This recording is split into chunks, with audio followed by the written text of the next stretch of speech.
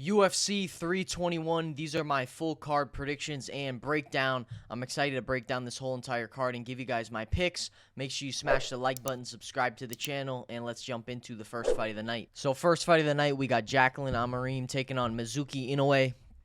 And I'm going Amorim in this one. I think Amorim's going to be able to pretty much dominate Inoue on the ground. I think she's going to be able to wrap her up, take her down, and I could potentially see her getting a submission over Inoue. Inoue, she's got decent striking. She's kind of like a wild striker, I would kind of describe her. She throws some decent combinations, but nothing too impressive. In my opinion, I think Amorim is the better fighter, and I see her taking down Inoue and controlling her on the ground.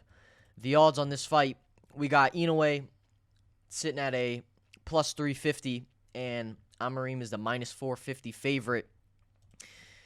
I just think Amorim's going to be able to mix it up good on the feet. In our last fight with Viana, we saw her dominate. We saw her get that submission. She looked very solid in that fight, and I think in this fight she's going to look even better against Inoue. Inoue, I don't think she's got what it takes to beat Amorim. Inoue's coming off the win against Goldley, where it was 2 years ago, first off, so she's been out for a little bit. And I can't see her coming back and beating Amorim. I think Amorim dominates her. I think we'll probably see a submission win for Jacqueline Amorim. Next fight of the night, we got Azat Maksum taking on Mitch Raposo. Mitch Raposo is a grappler that at times forgets to shoot enough takedowns, and he tries mixing it up on the feet.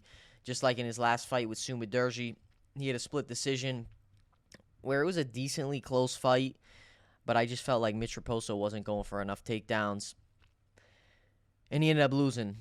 But in this fight with Maksum, I would say Maksum is a very tough fight for Mitch Raposo. Maksum's going to have the range, he's going to have the height advantage, and he's got good wrestling as well. And I can't really see Maksum losing this fight to Mitch Raposo. I think Maksum's going to be able to mix it up on the feet with Mitch Raposo, and then he's going to be able to stop the takedowns of Raposo. And I can see him winning a decision. I don't think he's going to dominate Mitch Raposo, but I do see it being a competitive fight. But I do think Maksum's going to be able to get it done. Maksum did miss weight. He came in at 129. But I think, if anything, that might help him against Mitch Raposo. So I'm going to go Maksum to get it done. The odds, Maksum is sitting at a minus 500, and Mitch Raposo is the plus 385. Mitch Raposo is going to be trying to get the takedowns, but I don't think he's going to be able to. And then on the feet, I even see him getting touched up from range. So I'm going Azat Maksum to win this fight. Next fight of the night, we got Chris Barnett taking on Hamdi Abdelwahab. I'm going Abdelwahab in this one. I think he's going to be able to walk down Chris Barnett and land some stiff jabs, land a lot of big overhand shots, and I see him stopping Chris Barnett. I think he's going to be able to get the TKO. I'm going to go with second round TKO for Hamdi. Chris Barnett, we seen him fight. He does a lot of flashy shit for a big boy. But Chris Barnett in this fight, I think he's going to be beat up. I don't know. I think Abdelwahab's going to be able to walk him down, land the better shots. Chris Barnett's going to be trying to sit in there, throw some spinning shit. But I don't think he's going to win. I think the size is going to be too much for Chris Barnett. And I think Abdelwahab is going to be able to win the fight. So I'm going to go a second round stoppage for Hamdi. The odds on this one, we got Chris Barnett sitting at a plus 420. And Hamdi Abdelwahab is a minus 550. Hamdi should be able to get it done over Chris Barnett. Chris Barnett would be a fun pick just because he's fun, he's flashy. But I can't see him winning the fight. I think Hamdi's going to be able to get it done. Next fight of the night, we got Jose Delgado taking on Nathaniel Wood. And this is an interesting matchup. I would say this is going to be close, but I'm slightly leaning towards Delgado. But Nathaniel Wood is a very solid fighter. He's got good striking. His takedowns are solid. I like his wrestling. But I don't really see him being able to control Jose Delgado on the ground. Jose Delgado, I think, is the slightly better striker. I think he's going to be able to keep it at range a little bit more effectively. And I think he's going to be able to tag up Nathaniel Wood from the outside. So I'm going to go Delgado to get it done.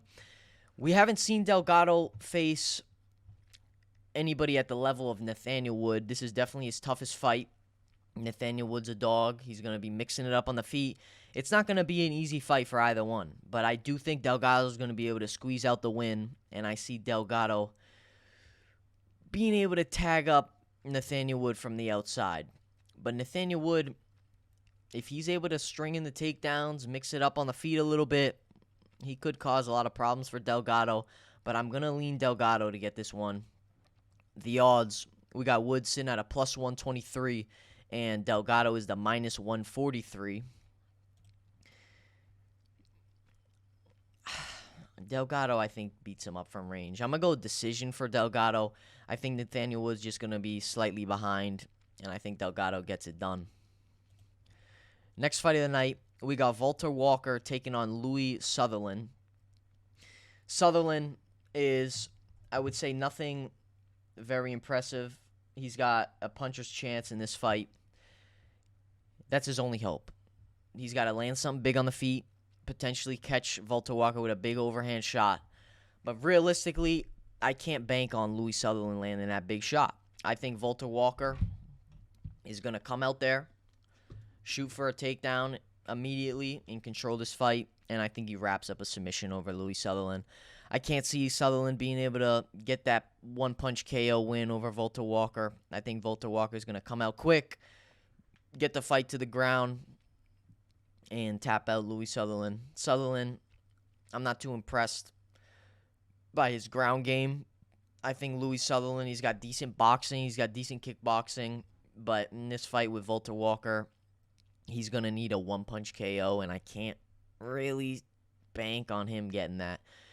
He lost to fucking Slim Trabelsi in Bellator, and he was getting taken down and controlled in that fight. And I think in this fight with Valter Walker, he's going to get taken down and submitted. I'm going to go a first-round submission for Valter Walker. And if Sutherland gets the KO, that'll be pretty insane. But that's what he needs in this fight. The odds on this fight, we got Valter Walker sitting at a minus 380. And Sutherland is the plus 315. Sutherland, if he can land something on the feet, he could drop Valter Walker. But I'm not going to bank on him doing that. So I'm going to go Valter Walker. I think he submits Sutherland pretty fast. And I'm going to go a first-round sub for Valter Walker. Next fight of the night, we got Rębecki taking on Ľudovít Klein. And this is a good fight right here. Ľudovít Klein, very good kickboxer, keeps it at range, throws a lot of straight shots, a lot of leg kicks. And Rębecki's kind of more of a dog. He's going to come at you, throw a lot of big shots, try to find a big overhand punches, and he throws with a lot of power. But in this fight, I'm going to lean Ľudovít Klein, and I think he gets it done. I think he's going to be able to keep it at range, keep it at the distance, and I think he's going to use the slight range effectively in this fight against Rębecki. Rębecki's going to be trying to come forward, land the big shots, but I can't see him winning the fight. So I'm going to go Ľudovít Klein to win this one. I'm going to say a decision win for Ľudovít Klein. I think Klein is going to be able to dance on him all night. I think he's going to land the better shots from the outside. And I think he peppers him up. The odds, we got Ľudovít Klein sitting at a minus 135. And Rębecki is the plus 115. Rębecki, he's going to be mixing it up on the feet. It's going to be a good fight. I would say both of these guys are going to be banging in the pocket. But I think Ľudovít Klein is going to be trying to keep the distance a little more, keep it on the outside, and pepper up Rębecki from the outside. Rębecki's going to be trying to close distance, but I don't think he's going to be able to be that effectively. I think he's going to be getting chopped down with some good leg kicks, too, from Klein. So I'm going to go Klein to win this fight by a decision. Next fight of the night, we got Ikram Aliskerov taking on Jong Park. Jong Park, solid boxing, likes staying on the front foot, pushing his opponents on the back foot, keeping the pressure on his opponents, trying to land some stiff jabs, good overhand shots. But I think in this fight with Aliskerov, he's not going to be able to walk him down. Aliskerov, I think, is going to meet Jong Park in the center. I think he'll be able to mix it up on the feet, bang some big shots, and I think we'll even see him mix in the wrestling well with Jong Park. I see Aliskerov winning the fight. I think Aliskerov is going to be able to connect well in the feet. I think he'll be able to take down Jong Park. Jung Park, if he's on point and he's able to fucking mix it up and box up Aliskerov and stop the takedowns, then there's going to be a slight problem for Aliskerov. But I can't see that happen. I think Aliskerov is going to be able to connect on the feet. I think he'll be able to mix in the grappling too. And I think Jung Park loses the fight. The odds, we got Aliskerov sitting at a minus 220, and Jung Park is a plus 185. Aliskerov wins this fight. I think he's going to overwhelm Jung Park on the feet. He's going to be throwing a lot of quick shots. Jung Park's going to be sitting in there, though. He's going to be making it a fight. He's going to be trying to mix it up, but I can't see him winning the fight. So I'm going Aliskerov to get it done. I think we could see a late finish for Aliskerov, or we'll see a decision win. Next fight of the night, we got Nasrat Haqparast taking on Quillan Salkilld. Very close fight here. We got Salkilld, the up-and-coming kid. Good shots from range, good kickboxing, got fast hands. But Nasrat Haqparast, I think the slight experience is going to win him this fight. I think Haqparast got the good striking, he's got good boxing, and I think he's going to be able to sit in the pocket with Salkilld. So I'm going Haqparast to get it done. I think he's going to be able to land the better shots, the cleaner shots, the more powerful shots, and I think he's going to make Salkilld nervous when he catches him with a big overhand shot, and then I think Salkilld will become a little gun-shy. Salkilld, he's sitting at the minus 115, and Haqparast is the minus 105. Very close odds on this fight. Quillan Salkilld, we'll probably see him mixing in the wrestling too, trying to make it a little dirty boxing in there. But I think Haqparast is going to be able to catch him on the feet. I think he's going to be able to land the better shots, and I'll see him winning a decision in this fight. This is going to be a good one. It's going to be back and forth, but I think Haqparast is going to be able to get it done. Next fight of the night, we got Alexander Rakić taking on Azat Murzakanov. First off, if you guys saw the fucking stare downs, Alexander Rakić is a foot taller than Murzakanov. And I think that's going to be the deciding factor in this fight. I think Alexander Rakić is going to be able to stay at range, use the kickboxing effectively, and pepper up Murzakanov from the outside. Murzakanov, yes, he's got big power. He's got big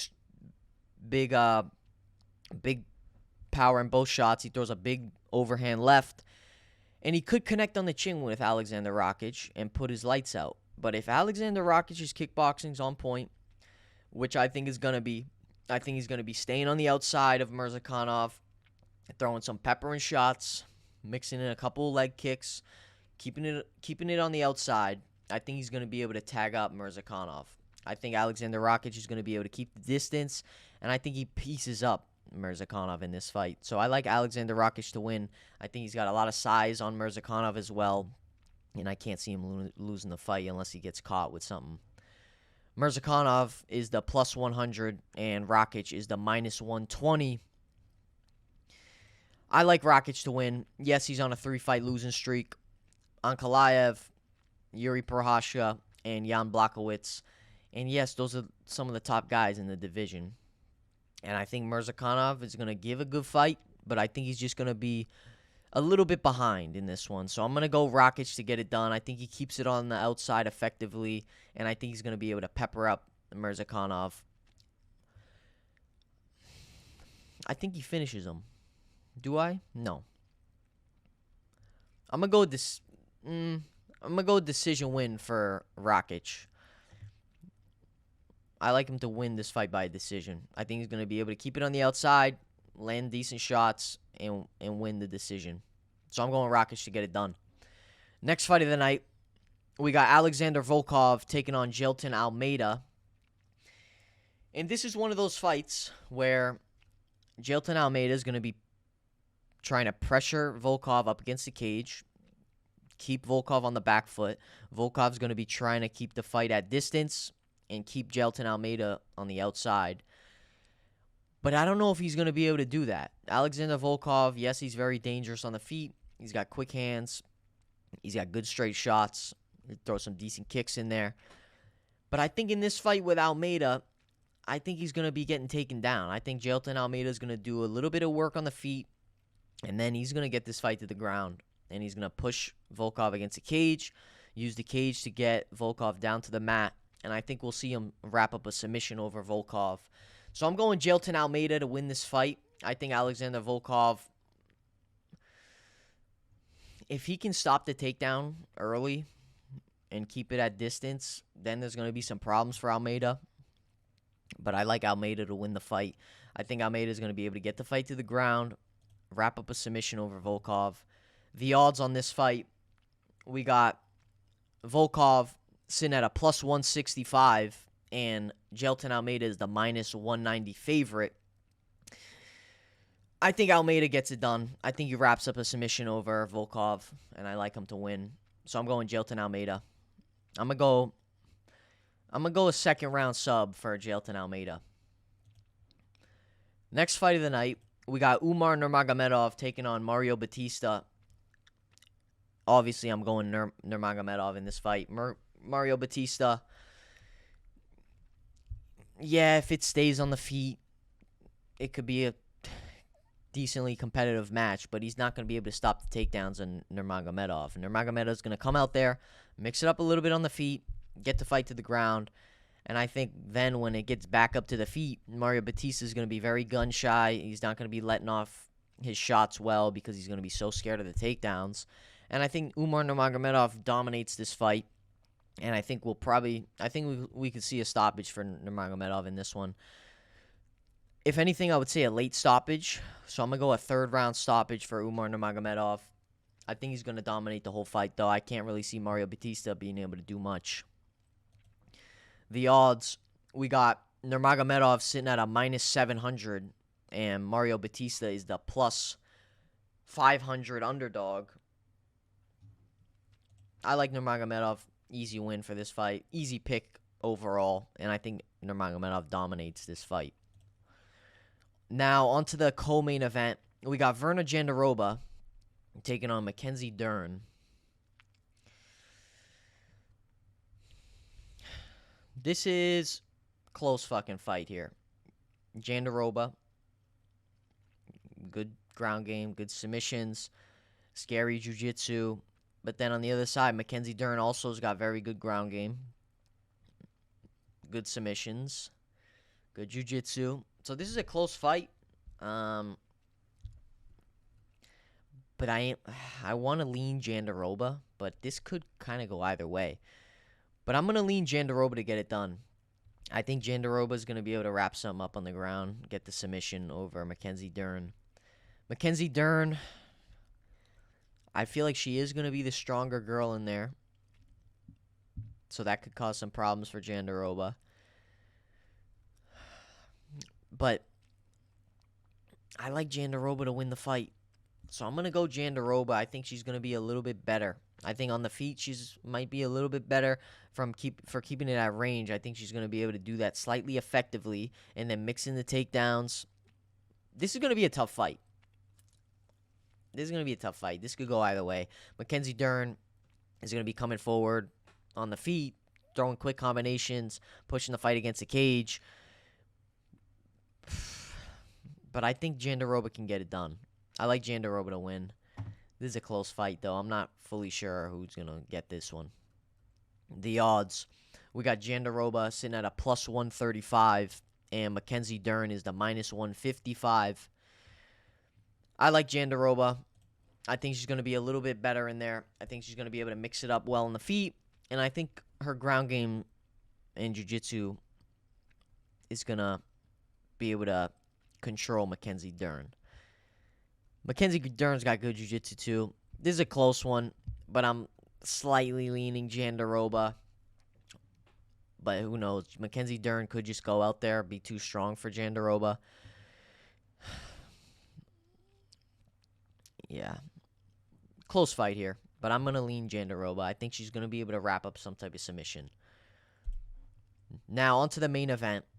Now, this is the one I'm excited for. We got Tom Aspinall taking on Ciryl Gane. And a lot of you guys are going to say I'm crazy. But I'm taking Ciryl Gane to win this fight. I think Ciryl Gane's going to be able to mix it up on the feet, stay at that distance in that kickboxing range. And I think he peppers up Tom Aspinall and makes this a fucking fight. Tom Aspinall, yes, he's got good fucking ground game. He's got good pressure against the cage. He's going to be trying to get the takedowns over Gane. But I think Gane's going to be able to stop those takedowns of Tom Aspinall. And I think he's going to be able to pepper him up on the feet. I like Ciryl Gane in this one. I like the way he sits on the outside with that karate-esque kickboxing stance. And I think he's going to be able to tag up Tom Aspinall. Y'all are going to say I'm nuts for this pick. But I think Tom Aspinall is going to be getting peppered up. And I think he's going to be getting caught on the feet. I like Ciryl Gane to win this one. I think Ciryl Gane's going to be landing the better shots on the feet. I think he's going to be able to stop the takedowns of Tom Aspinall. And I think he's going to be able to work Tom Aspinall and crack him up.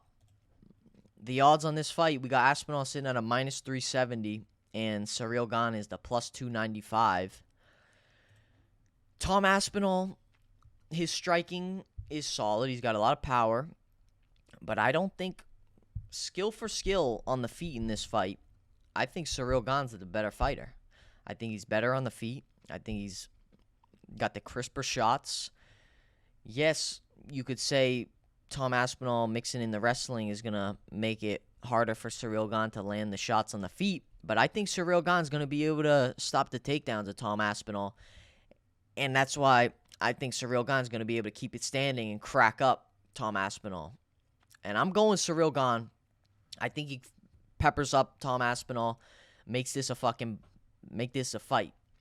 Tom Aspinall, I think he's going to start feeling the fight by the late second, early third round. We could see it very close in the first, start of the second, and it's going to be competitive. But I think when Ciryl Gane's stopping the takedowns and he's not getting sat down by Tom Aspinall's shots, I think he's going to be able to land the crisper punches, keep this fight standing, stay at the distance, and pepper up Tom Aspinall. So I'm going with Ciryl Gane to win this fight. I think Ciryl Gane's, I don't know. Something's telling me go Ciryl Gane. I think his kickboxing is going to be used very effectively in this one. And I like him to win.